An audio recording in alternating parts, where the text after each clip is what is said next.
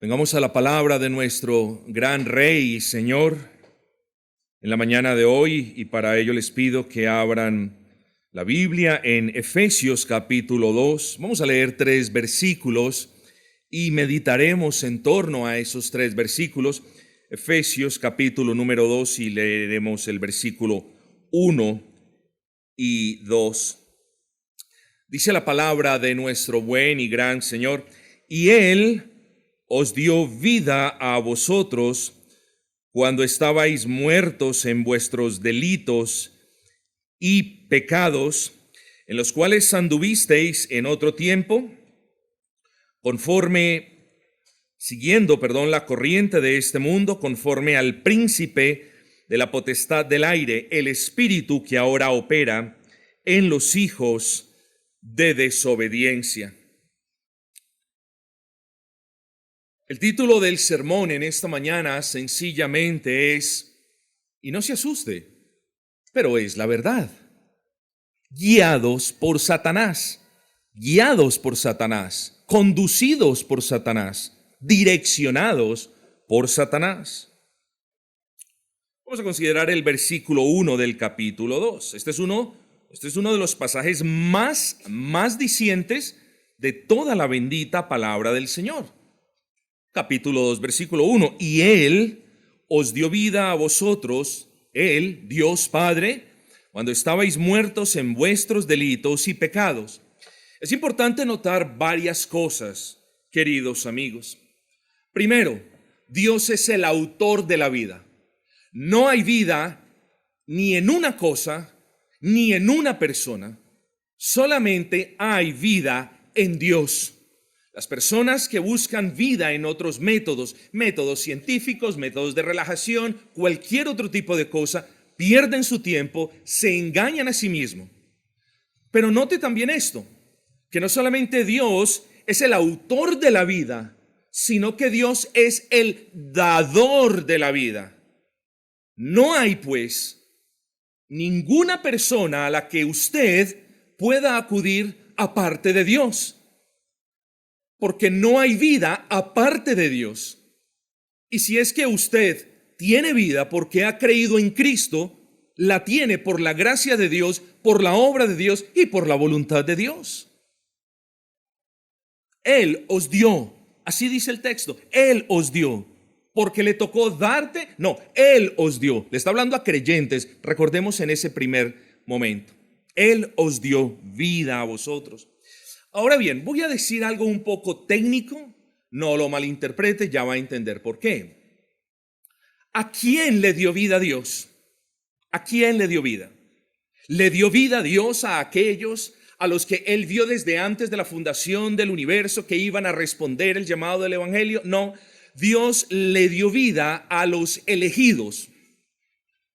Ahora, piense esto. Y yo le digo a usted tiene que averiguar, es su prioridad averiguar si usted es un elegido de Dios o no. No se siente de manera mediocre a refunfuñar en contra de Dios o a culpar a Dios diciendo, pero ¿cómo yo sé si soy elegido? Yo no creo que soy elegido, entonces sigo mi camino. No, es menester suyo averiguar, consultar, inquirir si usted es un elegido. Ahora la pregunta es, ¿cómo puede saber una persona si ha sido elegido por Dios para salvación? ¿No se ha hecho esa pregunta? Bueno, venga a Cristo y pídale perdón a Dios, y ahí se va a dar cuenta que usted fue elegido para salvación. ¿Y por qué se lo digo de esa manera tan tajante? Porque cada uno de los que viene a Cristo arrepentido y confiando en Él no es desechado por Dios. Entonces, volvemos al punto. Dios es el autor de la vida. Dios es el dador de la vida. ¿Dios a quién le da vida? A los elegidos. Es menester, es responsabilidad suya entonces venir a la cruz de Cristo a pedir esa salvación con fe, y ahí se da cuenta que usted fue uno de los elegidos.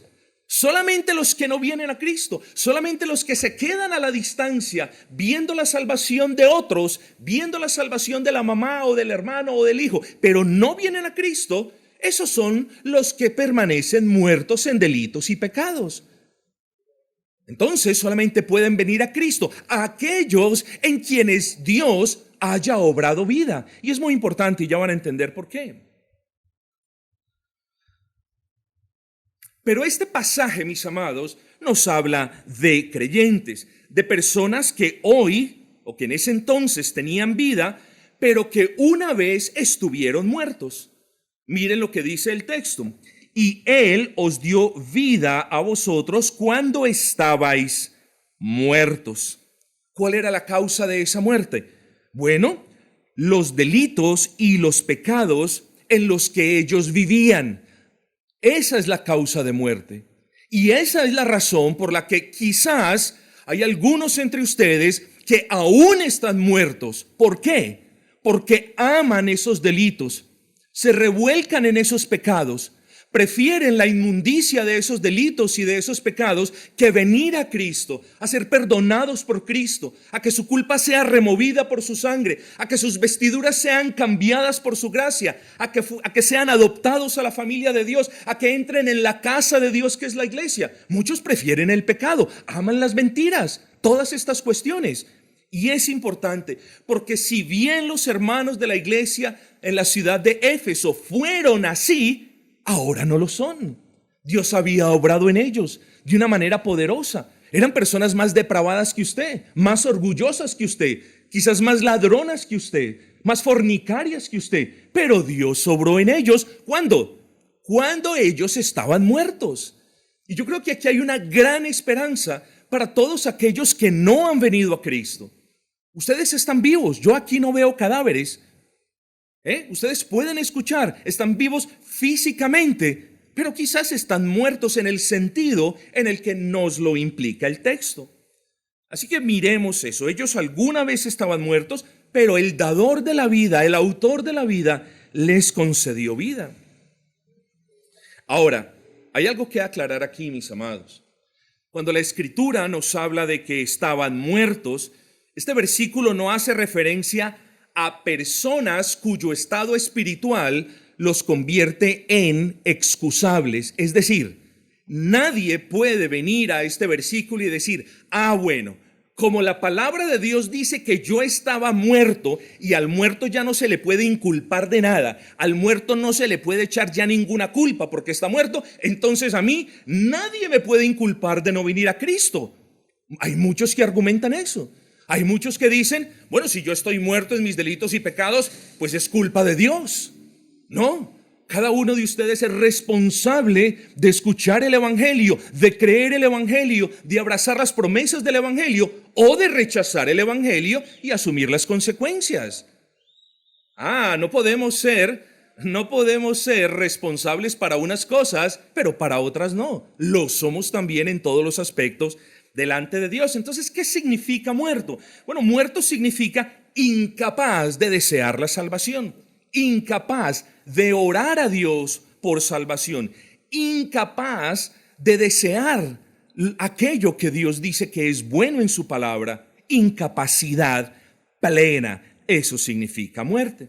Entonces, miren la gran verdad, queridos amigos. Dice el apóstol Pablo, y Él os dio vida a vosotros, hermanos, en la provincia, en la ciudad de Éfeso, cuando vosotros estabais muertos, cuando no había esperanza para vosotros. Y ese es el bendito evangelio también. Cuando no había esperanza ni para mí, ni para ti, Dios obró. Y yo quiero que ahora mires, porque muchos de los desesperanzados se tienden la soga al cuello sin tan siquiera considerar los argumentos del evangelio, sin mirar las promesas del evangelio, la envergadura de las promesas del evangelio, la hermosura de las bendiciones del evangelio. No, si hoy estás desesperanzado, hay una gran bendición para aquellos que abrazan en el evangelio. Entonces, sobra decir que todos los seres humanos nacen muertos espiritualmente.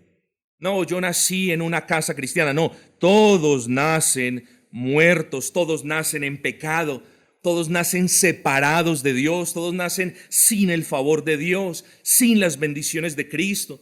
Todos nacen, por muy tiernos que el niño le parezca, por muy hermosa que la bebecita le parezca, todos nacen completamente privados de cualquier habilidad espiritual para hacer lo bueno.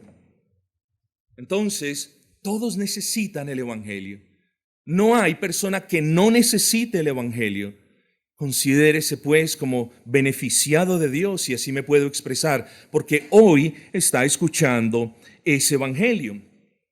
Pero hablando de ese pecado, en el que nacen todos los seres humanos, en el que se aprenden a revolcar todos los seres humanos, el apóstol Pablo a continuación le recuerda a los hermanos de la iglesia de Éfeso que ellos, antes de ser salvados por Jesucristo, eran como, y ya les digo lo que eran.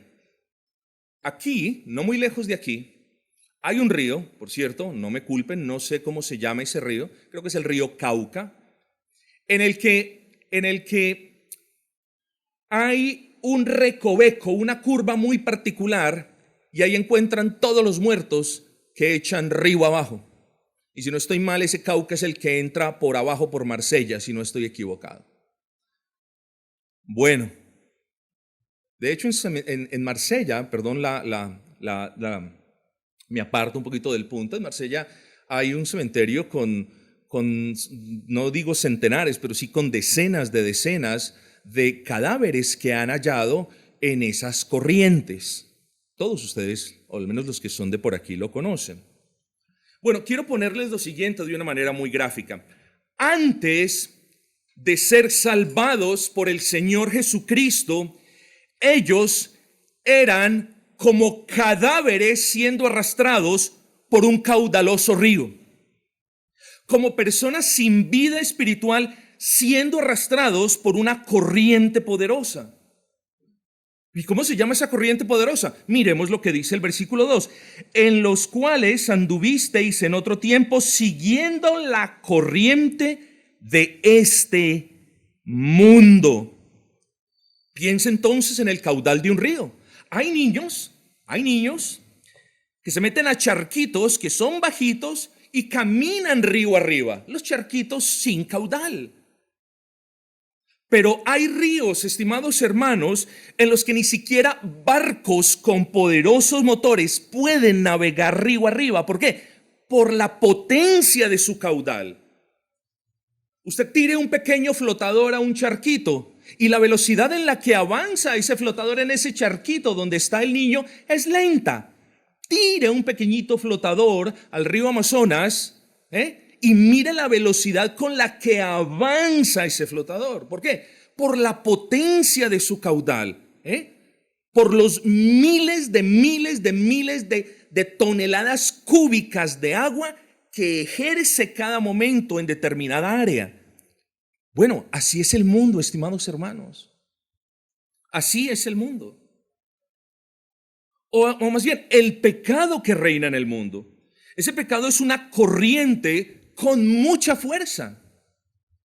Y de manera como nosotros vemos los estragos que causa un río, bueno, así también el pecado es una corriente con una fuerza destructora increíble. Con una fuerza que arrastra vidas, con una fuerza que arrasa todo a su paso. Ha arrasado fortunas millonarias el pecado. Ha acabado con vidas de jóvenes, de ancianos, ha acabado con hogares, ha acabado con iglesias, ha acabado con ciudades. El pecado es un caudal que acaba con todo. Bueno, ahora fíjese usted, suponga que usted es un pequeño barquito de papel en medio de ese río caudaloso. Bueno, usted no podrá esperar de que ese barquito de papel sobreviva por mucho tiempo. Bueno, así es la vida de todo aquel que no ha venido a Cristo. Es una vida en zozobra, es una vida en angustia. Sigue el caudal, sigue la corriente pecaminosa de este mundo. No puede resistir, no tiene las fuerzas para resistir. Yo creo, si usted está siendo honesto conmigo, que la situación de quien no ha venido a los pies de Cristo, arrepentido a Cristo, es una situación difícil. Y más que difícil, es una situación que nadie puede solucionar, ni siquiera tú, solo Dios. Dependes de Dios, de su gracia, de su misericordia, de su amor y de su evangelio, porque no puedes decir, creo en Dios, Señor, sálvame, aparte del evangelio. No puedes, no hay salvación aparte del evangelio de Cristo. Entonces, préstale atención a los siguientes razonamientos y luego al evangelio de Cristo. Pero antes tenga cuidado porque si usted hoy escucha el evangelio y persiste en no creer en el evangelio, esa corriente no solamente arrastrará su vida, sino que la alejará más y más del puerto salvación, del puerto de la esperanza, del puerto cuyo comandante es Cristo, del único en el que hay esperanza. Así que es menester resolver esa situación. Continuamos leyendo el versículo 2. Entonces dice, en esos pecados anduvisteis en otro tiempo, siguiendo la corriente de este mundo. Bueno, piensa en el nacimiento de los ríos. Son humedales cuyas aguas se van reuniendo y van formando poco a poco pequeños cauces. Bueno, así son las ideas de este mundo. Escúcheme esto. Así son las ideas de este mundo que comienzan a influenciar a la persona, lo comienzan a influenciar poco a poco, pero que terminan convirtiéndose en poderosas corrientes que los arrastran más y más lejos de Dios. Hay muchas corrientes y solamente le voy a mencionar tres, solamente por mencionárselas. Está la corriente del ateísmo, esa fuerza que va llevando a las personas más y más a negar la existencia de Dios. Está la corriente del humanismo, tan popular en estos días, esa fuerza que lleva a las personas más y más a exaltar al hombre. Es apenas evidente. El humanismo y el ateísmo están relacionadas. El ateísmo niega a Dios, entonces tiene que poner un Dios encima de Dios. Y ese Dios es el hombre. Ese es el humanismo, la exaltación del hombre por encima de todo. Y luego tenemos el materialismo, que es otra corriente poderosísima que arrasa con todo. Entonces, mis amados hermanos, pensemos en esto. Y otra buena manera de pensar en la expresión siguiendo la corriente de este mundo es esta. Esa expresión proyecta la idea de alguien que no se resiste a la corriente. Noten esto, ya hablamos del barquito de papel y del inconverso como un barco de papel en medio de un río caudaloso, con mucha corriente. Pero esta expresión, siguiendo la corriente de este mundo, me da o proyecta la idea de que el que se está ahogando intenta, pero no puede. El punto es este, hermanos, el que sigue la corriente de este mundo últimamente no la está resistiendo. Y quiero que vean eso. No es, la corriente de este mundo me tiene atrapado, ya no puedo hacer nada. No, el texto va más allá y nos dice, siguiendo la corriente de este mundo. Si bien lo que hemos argumentado hasta ahora nos da la idea de que esa corriente arrastra todo, que eso es lo que hemos dicho, también el texto lo tenemos que interpretar a la luz de lo que nos dice primariamente, y es que las personas siguen voluntariamente la corriente de ese mundo. Entonces mire que ni usted ni nadie es excusable delante de Dios. No, es que, Señor, yo me ahogué en el día del juicio. No, es que yo me ahogué en la corriente de ese mundo porque es que, Señor, no fui elegido por ti. No es excusable. Señor, es que yo me ahogué en la corriente de ese mundo porque imagínate, era muy caudalosa. No es excusable. El texto, hermanos, nos muestra una persona que sigue la corriente de ese mundo. Es muy curioso, porque los que siguen las corrientes de este mundo, les gustan las corrientes de este mundo, pero hay algo cierto. No les gustará la consecuencia o el desemboque de ese mundo. Pero regresemos al punto, hermanos. Cuando usted piensa en la manera como el incrédulo sigue la corriente de ese mundo o de este mundo, de hecho el incrédulo no se resiste a la corriente. No solamente porque no puede, sino porque en realidad no quiere. Pero note usted que el incrédulo no quiere resistirse a esa corriente mundana que lo va a llevar a la ruina y a la muerte, pero sí se resiste a la predicación del evangelio. Sí se resiste a todo lo bueno que Dios hable para salvación de su alma. Eso es una locura. ¿Cómo una persona no se resiste a lo malo, pero sí se resiste a lo bueno? Bueno, así son los que no han creído en Cristo. Y es una situación bastante compleja, bastante diciente. El incrédulo no se resiste a lo malo, sino que se resiste a lo bueno. Y he aquí tenemos el gran pecado del incrédulo. El gran pecado del incrédulo no es ni la mentira, ni la fornicación, ni el adulterio, ni el robo, ni violar el día del Señor, ni codiciar los bienes ajenos, ni matar, ni ser idólatra. ¿Sabía eso? El gran pecado del incrédulo es resistirse a creer el evangelio como poder de Dios para salvación. Ese es el gran pecado del incrédulo. Muchos dicen, ese es el pecado imperdonable. Pero bueno, no vamos a entrar en eso. Hermanos, el texto dice, en los cuales anduvisteis en otro tiempo. En esos pecados anduvisteis en otro tiempo. Note usted que el apóstol habla no de una comisión esporádica del pecado. El apóstol no habla de que, es que usted pecó de cuando en cuando. No, el apóstol habla de anduvisteis. En ese sentido, ese verbo proyecta la idea de una persona cuya práctica pecaminosa es continua. Note eso. De una persona cuya práctica pecaminosa es su estilo de vida. De una persona que emplea gran tiempo del día pensando en el pecado, o para ocultar el pecado, o para cometer el pecado, o para excusarse del pecado, pero es una persona que vive, piensa, habla y obra en función del pecado. Y Pablo les dice, en otro tiempo vosotros andabas ocupados en el pecado. El pecado era vuestro empleador. Un empleador que no retribuía de manera justa, un empleador que esclavizaba, pero ese era vuestro empleador. Estabais ocupados en él, pensando en él, deseándolo a él. Pero dice, pero estuvisteis en otro tiempo.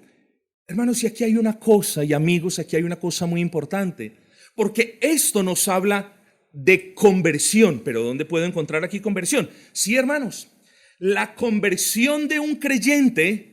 Hay muchas personas que no han podido comprender esto. La conversión de un creyente, o más bien, el creyente no tiene la certeza de su conversión por medio de una voz que escuche, o por medio de un sueño que sueñe, o por medio de una profecía que se dé, o por medio de una visión o de cualquiera de estas cosas. No, hermanos, cuando en el creyente ha habido un antes y un claro después, entonces se puede inquirir al respecto de la salvación, se puede mirar. Es muy probable que el Señor haya obrado. Y eso es lo que dice el apóstol.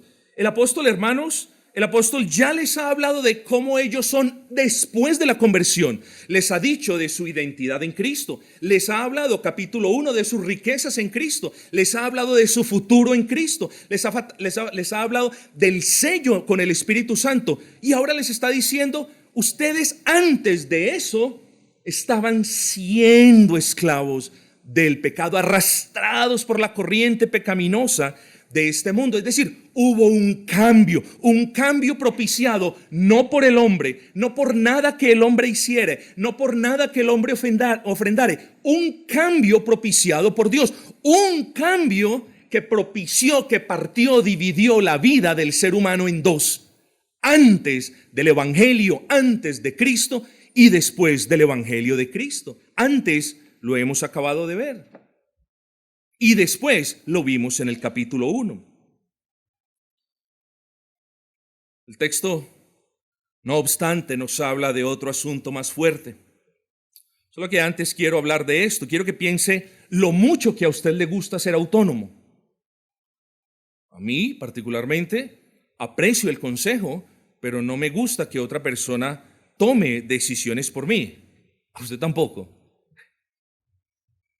A usted le gusta ser autónomo, tomar decisiones propias, escoger sus opciones.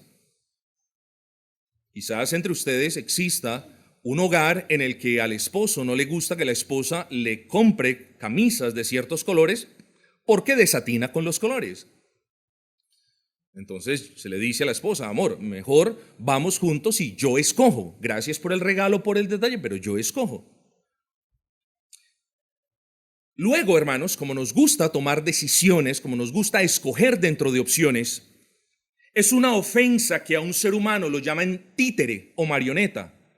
Porque al llamar a un ser humano títere o marioneta, lo que están diciendo es que esa persona no tiene voluntad propia. Es como un pelele que es manejado por una persona que lo mueve aquí con las tiras. Esa es la idea. Préstele atención a esto.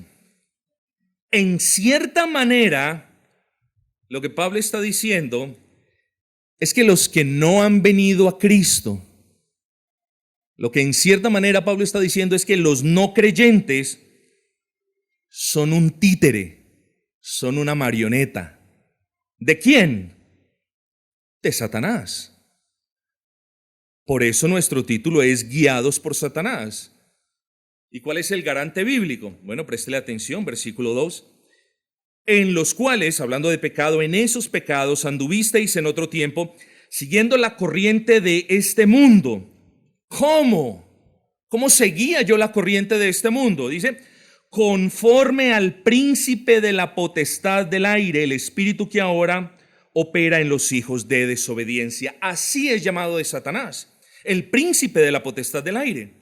Pero no porque él tenga el poder sobre los vientos, o sobre las tormentas, o sobre el clima, sino porque él es el príncipe de legiones, de demonios, espíritus malignos, que aún no han sido condenados, que aún flotan, residen en el aire, que deambulan por el aire, esperando ser depositados junto con Satanás y junto con todos aquellos que se resisten a creer en el Evangelio, en el lago de fuego preparado para Satanás, como dice su palabra.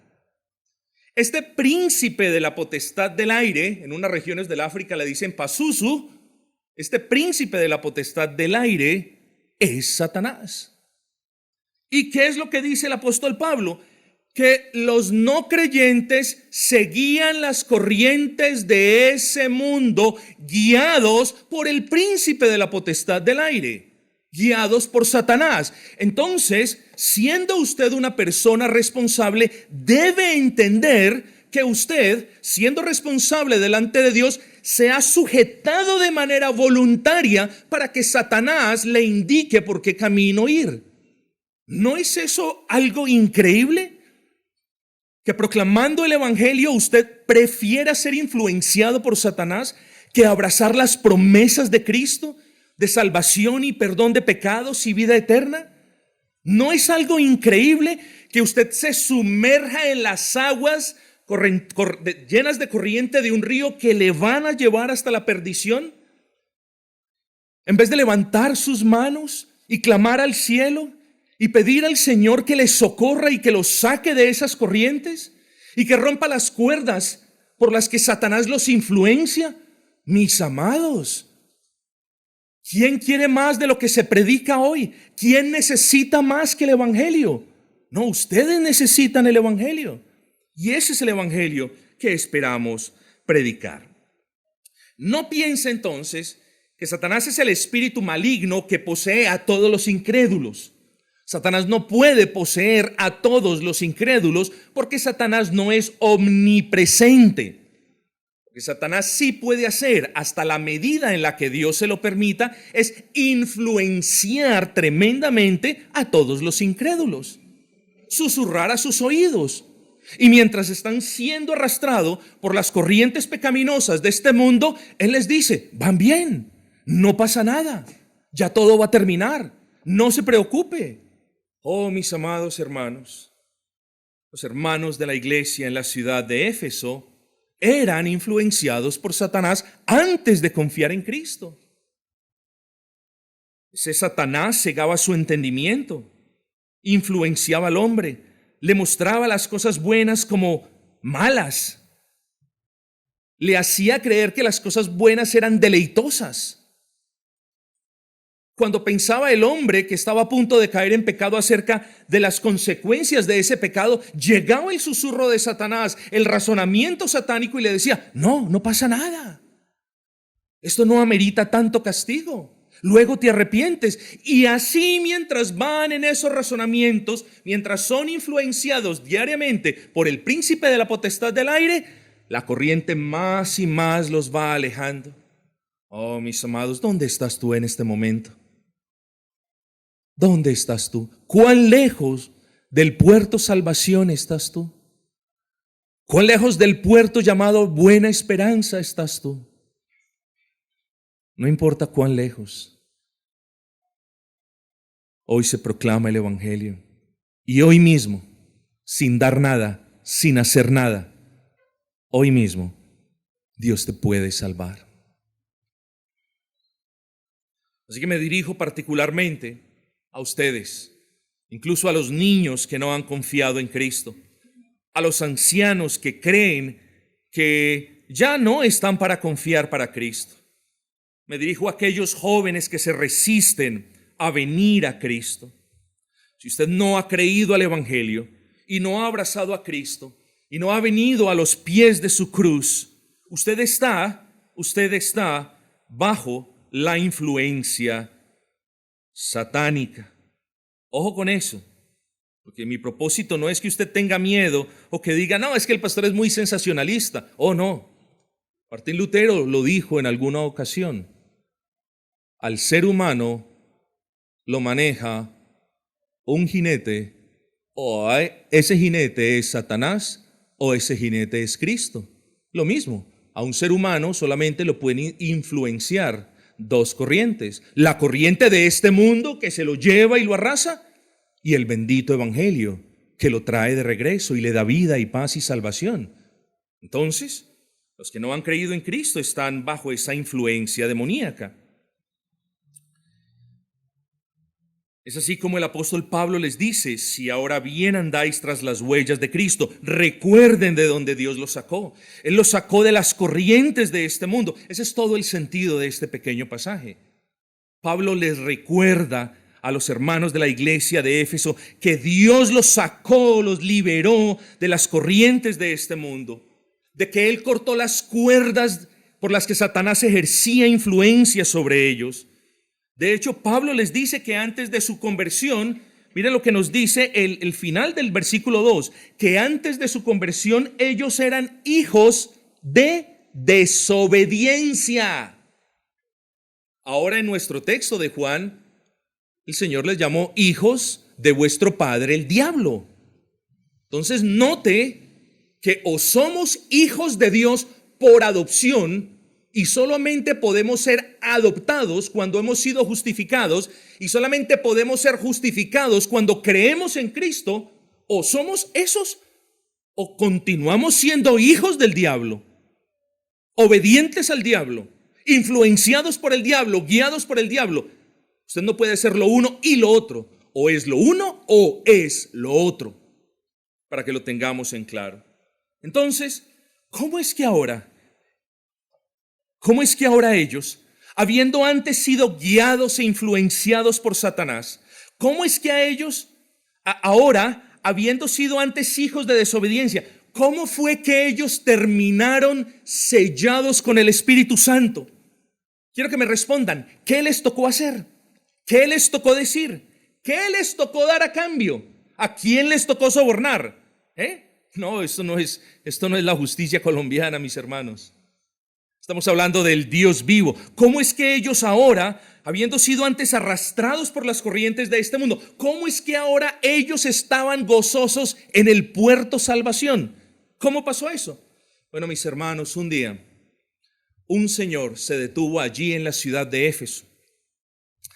Ese señor se llamaba Pablo y predicó el evangelio por 3 años durante su segundo viaje misionero. La pregunta es, ¿qué tiene que ver ese señor con el cambio en la vida de los efesios. ¿Qué tiene que ver ese Señor con la salvación de los efesios? Nada, en realidad.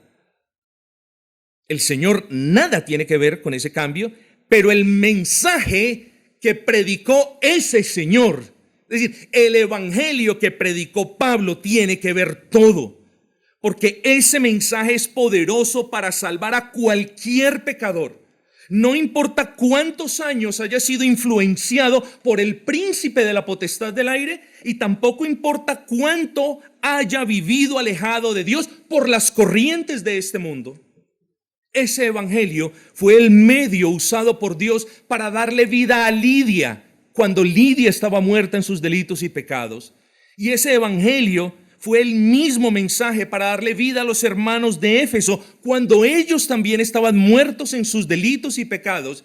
Y gracias a Dios, ese evangelio es el que hoy tiene poder para salvar a quienes, yendo por las corrientes de este mundo, a quienes muertos en sus delitos y pecados, invoquen el nombre del Salvador en fe. Ese es el mensaje de esperanza.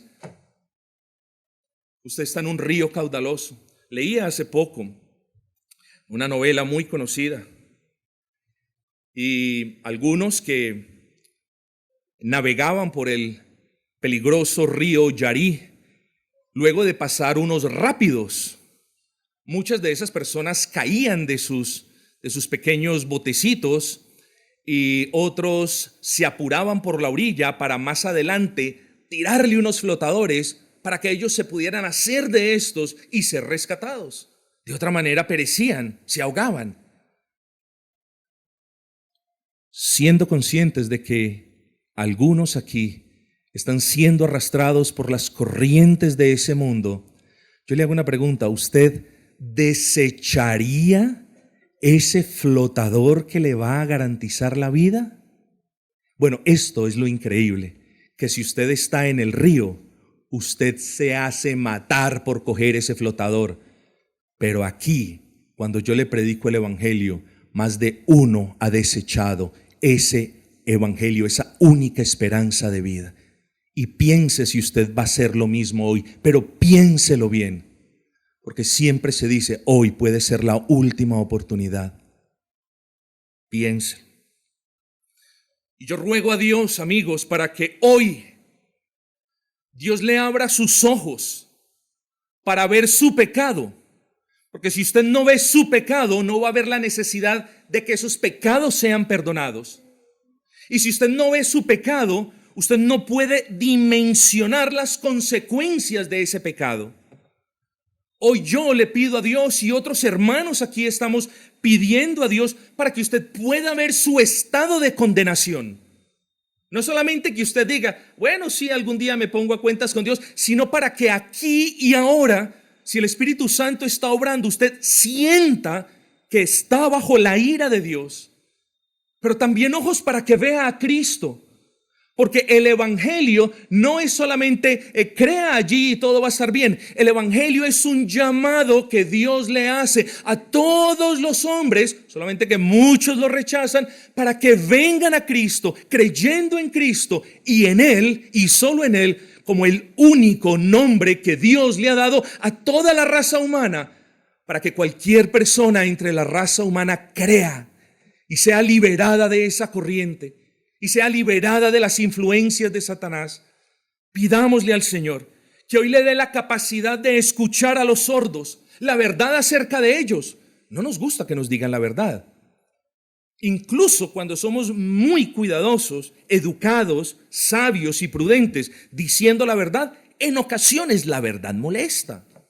Debemos ser humildes cuando nos digan la verdad, pero en ocasiones molesta, y por eso tanto el que la dice como el que la oye debe ser paciente. Pero usted tiene que saber hoy una verdad acerca de usted: que usted no es bueno, que usted no es justo, porque dice la Escritura, no hay ni uno bueno, no hay ni uno justo en méritos propios.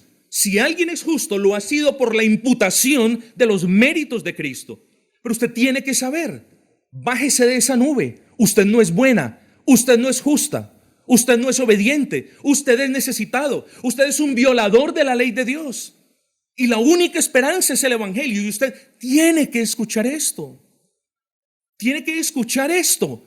Que solamente Dios estableció a Cristo como el único camino hacia Él. Ni la Virgen del B, ni la Virgen del pueblo, ni la Virgen de la ciudad, ni ningún otro santo, ni nadie, sino Cristo es el medio establecido por Dios para que vengamos a Él. Usted lo tiene que escuchar. Pero también si Dios tiene a bien darles ojos a los ciegos y oídos a los sordos, también les dará fe. Es decir, aquel en quien Dios obra, sus ojos serán abiertos y podrá ver lo que hemos dicho a continuación y podrá escuchar el Evangelio y podrá comprender, oh Señor, ya entiendo. No son mis obras, no es lo que yo haga, es lo que tú hiciste en la cruz del Calvario. Yo ya no creo en mí, Señor. Yo creo en lo que tú hiciste, porque lo que tú hiciste fue de beneficio para mi alma y mis pecados fueron lavados por la sangre que derramaste en la cruz. Ahora creo en eso. Oh, mis amados hermanos, ese evangelio, y con esto termino, ese evangelio es el poderoso mensaje de Dios que promete perdón de pecados y reconciliación para con Dios y vida eterna a todos los hijos de desobediencia. Noten que el evangelio no le promete al creyente algo que ya le dio. El evangelio no le promete al creyente salvación. El Señor continúa salvando a los ya salvos por el evangelio. Pero el evangelio no le dice al creyente, cree en el evangelio y Dios lo salvará. No, ya fue salvo. Pero miren que el evangelio le promete aún a los hijos de desobediencia. Le promete a todos aquellos que están lejos del puerto salvación. Le promete a todos aquellos que han sido influenciados por las cuerdas de Satanás. A ellos les promete vida y paz y perdón y gozo cuando creen en la muerte de su Hijo. Ah, no, pastor, yo creo. Si Él murió. Oh, no es ese tipo, no. Cuando hablamos de que el evangelio trae salvación y perdón de pecados y vida eterna por medio de la fe en la muerte de Cristo, hablamos de la muerte sustitutoria, de la muerte de Cristo en la cruz del Calvario, llevando sobre sí los pecados del que cree. De nada le sirve a usted creer que Cristo llevó sobre sí los pecados de su Hijo. De nada le sirve a usted, niño, creer que Cristo llevó sobre sí los pecados de su papá o de su mamá. El que se acerca para pedir salvación debe creer que Cristo murió por él. Que Cristo derramó su sangre por sus pecados y que últimamente Cristo murió para que usted tenga vida. Pero Dios en ese evangelio, hermanos, hasta aquí he predicado un tercio del evangelio, diría yo. Porque el evangelio no solamente es Dios prometiendo perdonar pecados hasta los que hoy fueron arrastrados por las corrientes de este mundo. No, de nada sirve que sus pecados sean perdonados, porque eso no le va a dar entrada al cielo. Se lo vuelvo y se lo repito. De nada sirve que sus pecados sean perdonados, porque aun cuando sean perdonados, usted no tiene entrada al cielo. ¿Quién le dijo? Para que usted entre al cielo, usted tiene que ser perfecto. Tiene que cumplir la ley a cabalidad, a la perfección. ¿Y lo hace? No lo hace. Ni yo lo hago, ni usted, ni nadie. Entonces, ahí es cuando decimos que el evangelio promete todas estas riquezas, no solamente para los que crean en la muerte sustitutoria de Cristo, sino para los que crean en la vida perfecta de Cristo. Porque solo es mediante la fe en la vida perfecta de Cristo que Dios nos ve como si nunca hubiésemos pecado. Es decir, todos los méritos de la obediencia perfecta del Señor Jesucristo, cuando usted se acerca a la cruz, son imputados, consignados, le son regalados a usted por gracia. Y es como si Dios entonces lo viera a usted como si nunca hubiera pecado. Por eso Dios ve a los creyentes en Cristo y Dios ve a los no creyentes como ellos son. Ven pues a Cristo. Ven pues a Cristo y refúgiate a la sombra de su cruz. Y ven y cree en que Él murió por ti y vivió por ti. Pero ese evangelio no solamente habla de pecados y de perdón de pecados y de justificación, sino que ese bendito evangelio promete una infinitud de bendiciones después que la persona ha sido perdonada y justificada. Ese evangelio les promete un nombre especial, un nombre que está escrito en el libro de la vida. Ese evangelio les promete que nunca ese nombre será borrado. Ese evangelio les promete ser llenos del Espíritu Santo y sellados con el Espíritu Santo. Ese evangelio les promete una familia, la familia de la fe, y una casa, la iglesia de Dios. Ese evangelio va a ir obrando en usted de una manera poderosa y usted entonces ahora ya no va a estar influenciado jamás por Satanás, sino por el Espíritu Santo, y podrá comprender qué es amor, y podrá anhelar la paz que solo Dios le puede dar, y tener esa paz, y gozarse en esa paz, y tener paciencia, y benignidad, y todos los demás frutos del Espíritu. ¿Le parece poco lo que le da el evangelio? Más bien, ¿le parece poco lo que le promete Dios por medio del evangelio? Amigos, hoy hemos hablado brevísimamente, y ya tengo que terminar, de un Dios que perdona pecados, de un Dios que perdonó los pecados de unos hermanos que antes eran títeres influenciados por Satanás, de unos hermanos que corrían en el desenfreno de las corrientes de este mundo. A ellos los salvó, los perdonó, los lavó, les quitó la culpa, los reconcilió con sí mismo, los justificó, los adoptó en su familia. Ellos ahora van rumbo al cielo. El camino del mundo es un camino de tinieblas y todos sabemos su fin. El fin del no creyente es el fin que Dios tiene preparado para Satanás y sus ángeles, como lo dijo Cristo. Hoy usted escuchó el evangelio y yo tengo para decirle: nadie, nunca, jamás, ni aquí, ni en la China, ni en la Cochinchina, le va a poder ofrecer a usted algo mejor para su alma. Así que le pido que piense en el evangelio, abrace el evangelio y venga a Cristo y obtenga todo lo que el evangelio le ha prometido.